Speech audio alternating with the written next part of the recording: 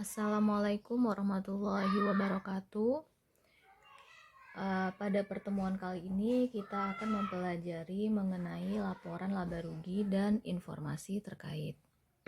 Seperti yang telah kalian pelajari sebelumnya bahwa laporan laba rugi ini memiliki berbagai manfaat. Yang pertama, mengevaluasi kinerja masa lalu.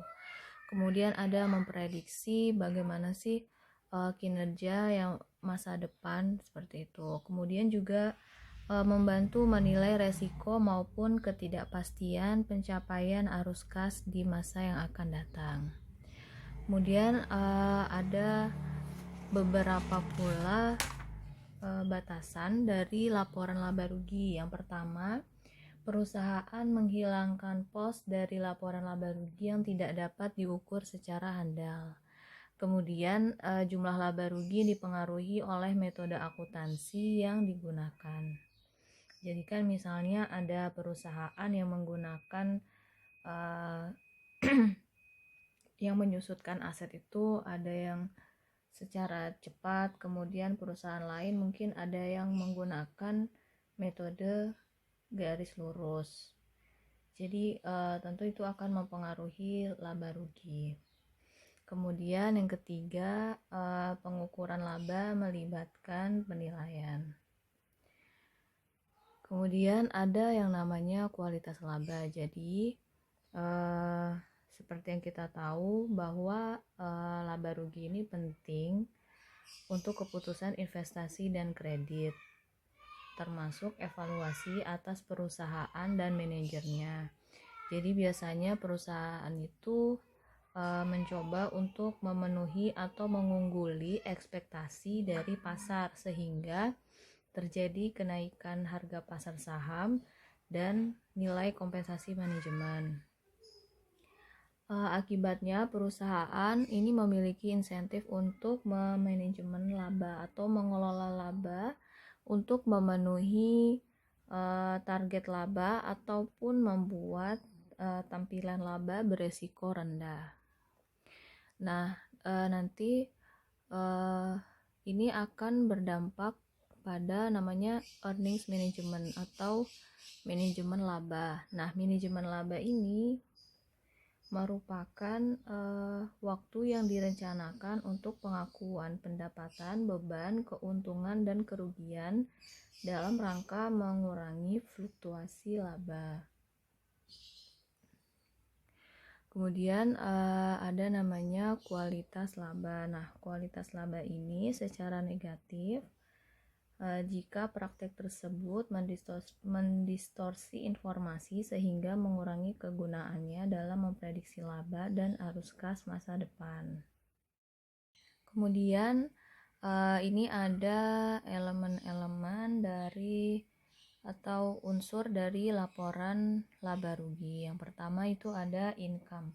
Income itu penghasilan, jadi kenaikan manfaat ekonomi selama suatu periode akuntansi dalam bentuk arus masuk atau penambahan aset atau penurunan liabilitas kewajiban yang mengakibatkan kenaikan ekuitas yang tidak berasal dari kontribusi pemegang saham. Nah, ini untuk penghasilan sendiri ada namanya revenue and gains. Jadi kalau revenue itu merupakan pendapatan, sedangkan kalau gains itu keuntungan.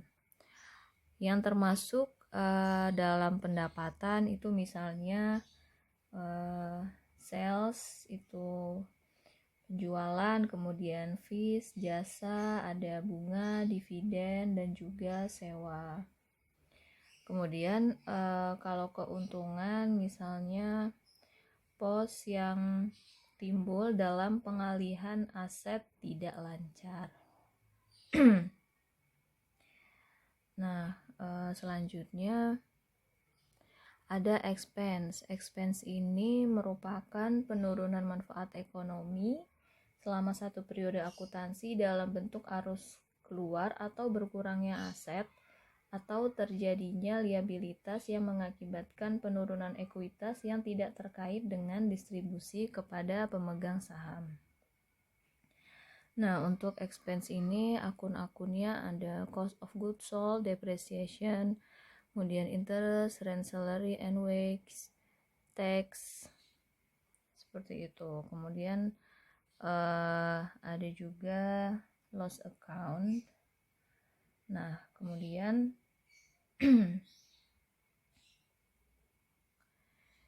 nah, ini merupakan komponen-komponen dari laba rugi. Kita bisa lihat di sini ada sales or revenue, kemudian ada HPP-nya berapa. Nah, kemudian nanti dihasilkan laba rugi. Nah, di sini ada beban-beban, ada administrative expense, dan nanti akan menghasilkan income from operation. Seperti itu. Kemudian di sini ada financing cost, nanti akan menghasilkan income before income tax. Kemudian ada income tax-nya. Jadi di sini menghasilkan income from continuing operation. Nah, kemudian ini adalah contoh atau format dari laporan laba rugi. Kalian bisa lihat di gambar itu. Yang pertama ada sales revenue-nya berapa, itu $3.053.081. Kemudian kalian kurangi dengan diskon penjualan, kalian kurangi juga dengan retur dan potongan penjualan. Nanti akan menghasilkan net sales. Nah, kemudian di sini juga ada cost of goods sold. Nah, ini akan menghasilkan laba kotor. Di sini ada laba kotornya segini, 989.872. Nah, kemudian kalian kurangkan dengan selling expense. Misalnya di sini sales salaries and commission. Kemudian ada sales office salaries. Kemudian ada beban iklan, ada perjalanan dan hiburan, kargo dan pengangkutan, penyusutan peralatan penjualan. Nah, didapatkan hasilnya ini. Kemudian ada administrative expense. Apa aja itu? Misalnya gaji pegawai, gaji kantor, kemudian jasa pelayanan hukum dan profesional, biaya utilitas, asuransi, kemudian depreciation kantor, bangunan, depreciation peralatan kantor. Nah, hasilnya ini. Kemudian kita tambah hasilnya ini 803.799. Kemudian di sini other income and expense. Jadi pendapatan dan beban lainnya. Pendapatan dividen, kemudian ada pendapatan sewa, kemudian keuntungan atas penjualan aset. Hasilnya ini 171.410. Kemudian didapatkan hasil laba dari operasi sebesar 357.483. Kemudian kita kurangi dengan bunga obligasi dan wesel bayar. Nah, hasilnya yaitu penghasilan sebelum pajak penghasilan. Kemudian kita kurangi lagi dengan pajak penghasilan. Kemudian hasilnya adalah laba neto selama tahun berjalan yaitu $164.489. pemegang diatribusikan kepada pemegang saham Bokhong sebesar 120.000. Kemudian kepentingan non pengendali itu 44.489. Kemudian yang ini laporan laba rugi versi ringkasnya ya. Jadi di sini kalau yang tadi kan misalnya selling expense-nya itu dijabarin satu-satu gitu kan. Sedangkan kalau yang ini itu hanya ditulis selling expense, itu yang ini udah mencakup semuanya. Kemudian administrative expense-nya juga di sini langsung segini 350.771. Selanjutnya yaitu operasi yang dihentikan. Nah, operasi yang dihentikan ini merupakan komponen dari entitas yang telah dilepaskan atau diklasifikasikan sebagai dimiliki untuk dijual. Dan yang pertama merupakan lini bisnis utama atau wilayah geografis operasi. Kemudian yang kedua merupakan bagian dari rencana tunggal yang dikoordinasikan bersama untuk melepaskan lini bisnis utama atau wilayah geografis operasi. Yang ketiga merupakan entitas anak yang diakuisisi secara eksklusif dengan pandangan untuk dijual kembali. Misalnya ini untuk operasi yang dihentikan.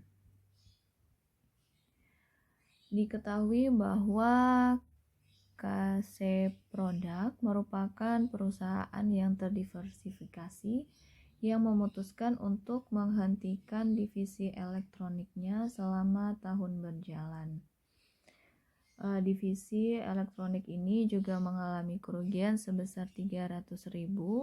Kemudian mereka juga menjual rugi seharga 500.000. Kemudian kita menghitungnya yaitu laba dari operasi dilanjutkan 20 juta, kemudian dikurangi dengan operasi divisi elektronik yang dihentikan dan dikurangi kerugian dari pelepasan divisi elektronik. Kemudian didapatkan laba netonya 19.200.000. Nah, kemudian yang ini merupakan alokasi pajak antar periode. Jadi ada operasi yang dihentikan dengan keuntungan. Nah, kalau misalnya di sini contohnya Schindler memiliki laba sebelum pajak sebesar $250.000. Perusahaan memiliki keuntungan sebesar 100.000 dari operasi yang dihentikan. Dengan mengasumsikan tarif pajak sebesar 30%, Schindler menyajikan informasi pada laporan laba rugi sebagai berikut. Jadi, laba sebelum pajak penghasilan dikurangi dengan pajak penghasilan itu hasilnya 175.000. Nah, kemudian kita tambahkan dengan operasi yang dihentikan dan dikurangi dengan pajak penghasilan yang berlaku. Kita kurangkan di sini 100 sama 30 jadi 70.000. Nah, ini kita tambahkan 175.000 ditambah 70.000 hasilnya 245.000 untuk net income atau laba neto. Kemudian kalau yang tadi keuntungan, kalau yang ini operasi yang dihentikan yang mengalami kerugian. Misalnya Schindler ini memiliki income before income tax-nya tadi 250.000, kemudian dia mengalami kerugian 100.000 dari berhentinya operasi tersebut. Nah, diasumsikan bahwa pajaknya 30%. Maka sama seperti yang tadi, bedanya adalah kalau yang tadi kalau gain itu 175 ditambah 70.000, 240.000. Sedangkan kalau yang ini 175.000 dikurangi 70.000 hasilnya 105.000. Karena dia di sini mengalami loss kerugian 100.000. Jadi 100.000-nya di sini loss. Kalau yang tadi kan di sininya gain ya. Jadi makanya ininya di plus, ininya baru minus. Seperti itu. Kemudian ada perubahan akuntansi dan kesalahan. Yang pertama ada perubahan prinsip akuntansi. Jadi perubahan akuntansi ini sering terjadi dalam praktek karena peristiwa atau kondisi penting sedang dalam perselisihan atau bersifat tidak pasti pada tanggal pelaporan. Nah, salah satu jenis perubahan akuntansi terjadi ketika perusahaan mengadopsi prinsip akuntansi yang berbeda. Misalnya, perubahan prinsip akuntansi mencakup perubahan metode penetapan harga persediaan dari misalnya FIFO ke biaya rata-rata, atau perubahan akuntansi untuk kontrak konstruksi dari persentase penyelesaian menjadi metode penyelesaian kontrak. Nah, ini misalnya sebagai ilustrasi bahwa Gaubert ini pada bulan Maret 2019 mengubah metode dari FIFO ke biaya rata-rata untuk persediaan menjadi rata-rata tertimbang untuk persediaan. Nah, Gaubert ini mencatat laba sebelum pajak penghasilan dengan metode rata-rata tertimbang pada tahun 2019 sebesar 30.000. Nah, berikut ilustrasinya. Jadi tahun 2017 ini FIFO 40.000, weighted average metodenya 35.000. Jadi selisihnya ada 5.000. Kemudian tahun 2018 30.000, di sininya 27.000. Kelebihan FIFO di atas metode rata-rata tertimbang 3.000. Jadi di sini 8.000 totalnya. Kemudian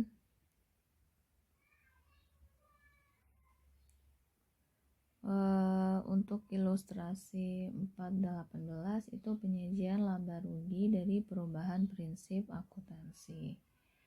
Nah, ini untuk tahun 2017 35.000, kemudian income tax-nya 10.500, maka laba netonya 24.500. Kemudian tahun 2018 ini 27.000 income before tax-nya. Kemudian income tax-nya 8.100. Kemudian hasilnya laba netonya yaitu 18.900. Nah, untuk tahun 2019 income before income tax-nya 30.000. Kemudian income tax-nya 9.000 sehingga ini 21.000. Nah, untuk income tax-nya ini 30%. Jadi ini misalnya 2019 kali 30%. Nah, ini 9.000, ini juga dikali 30%, hasilnya 8.100, dan 2017 30%-nya yaitu 10.500. Kemudian untuk perubahan estimasi, jadi estimasi itu merupakan suatu hal yang melekat dalam proses akuntansi. Misalnya, perusahaan mengestimasi umur manfaat dan nilai residu aset tetap, piutang tak tertagih, persediaan yang usang, dan jumlah periode yang diharapkan memperoleh manfaat dari pengeluaran tersebut. Misalnya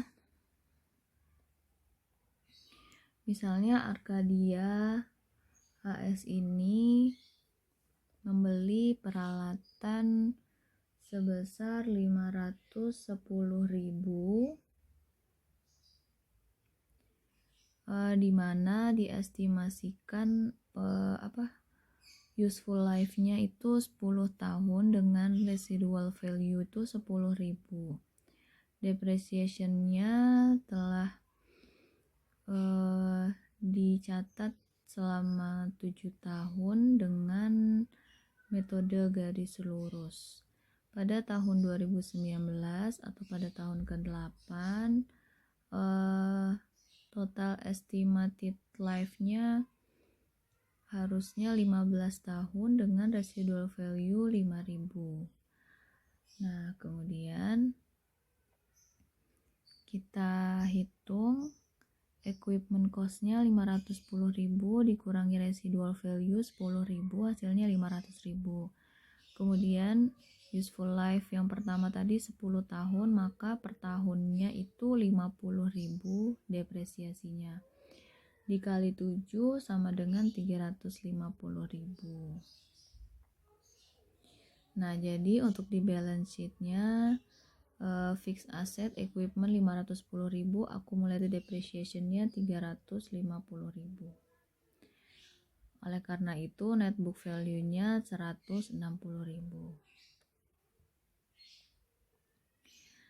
Nah, ini depreciation expense calculation untuk tahun 2019. Nah, di sini net book value-nya 160.000. Kemudian residual value yang baru tadi 5.000. Maka depreciable base-nya 155.000. Useful life remaining-nya karena tadi total 15 tahun dan udah ada 7 tahun, maka sisa 8 tahun. Oleh karena itu depresiasi tahunannya sebesar 19.375. Oleh karena itu journal entry-nya untuk tahun 2019 yaitu depreciation expense 19.375 dan kreditnya accumulated depreciation. Kemudian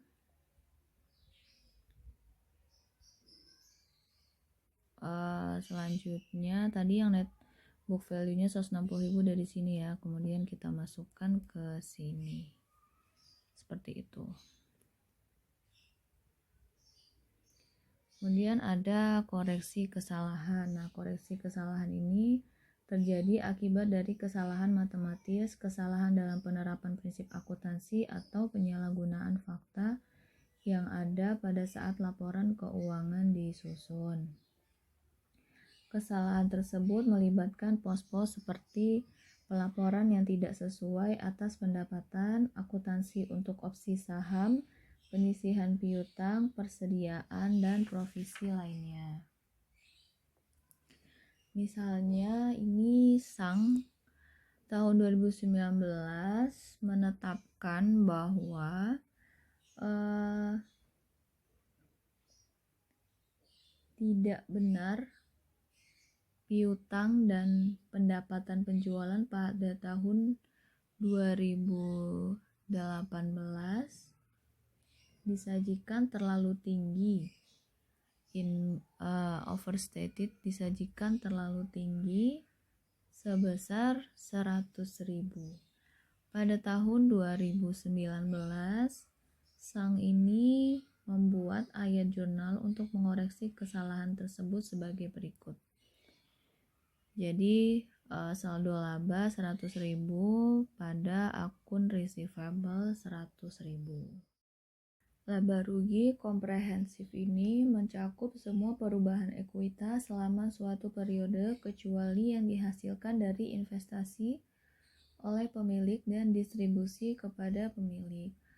Oleh karena itu, laba rugi komprehensif ini meliputi semua pendapatan dan keuntungan, beban dan kerugian yang dilaporkan dalam laba neto, serta semua keuntungan dan kerugian yang tidak diakui dalam laba neto tetapi mempengaruhi ekuitas.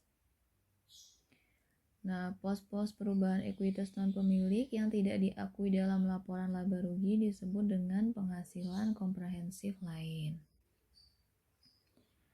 Nah, ini merupakan contoh dari laba rugi komprehensif. Di sini ada sales, kemudian seperti biasa cost of goods sold, ada operating expense, kemudian ada revenue, hingga mendapatkan net income sebesar 55.000.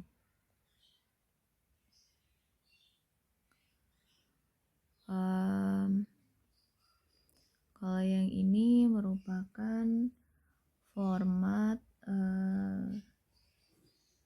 satu laporan dari laba rugi komprehensif. Sedangkan kalau yang ini dua format. Kalau yang ini kan sales revenue seperti biasa, cost of goods sold, gross profit, operating expense, hingga comprehensive income. Sedangkan kalau yang ini kalau yang tadi satu laporan, yang ini format dua laporan. Jadi dibedakan, ini income statement, yang ini comprehensive income statement. Yang ini sales revenue, cost of goods sold, gross profit, operating, kemudian dihasilkan net income. Sedangkan kalau yang komprehensif ini net income, kemudian ditambah dengan holding gain, unrealized holding gain, menghasilkan comprehensive income. Jadi kalau yang tadi kan satu laporan jadiin satu, sedangkan kalau yang ini ada dua. Jadi yang pertama laba ruginya dulu berapa, kemudian yang kedua komprehensif ditambah dengan keuntungan yang belum direalisasi akibat pemilikan setelah dikurangi pajak. Nah, seperti itu teman-teman. Pertemuan kali ini kita akhiri. Wassalamualaikum warahmatullahi wabarakatuh.